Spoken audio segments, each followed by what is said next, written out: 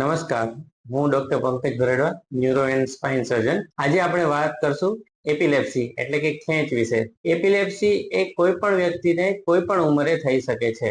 Epilepsy એ મગજમાં ઉદ્ભવતી electrical ઇમ્બેલેન્સને કારણે થાય છે. એપિલેપ્સીનું નિદાન કેવી રીતે થાય છે? ડોક્ટર તમારા મેડિકલ ઇતિહાસ, ઘટના, વર્ણન અને ટેસ્ટ જેમ કે EEG, સીટી સ્કેન, MRI દ્વારા એપિલેપ્સીનું નિદાન કરે છે.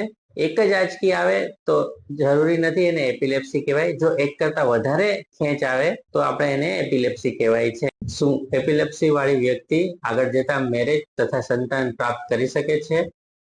હા, મોટા ભાગના દર્દી આગળ જતા મેરેજ તથા તો સંતાન પ્રાપ્ત કરી શકે છે.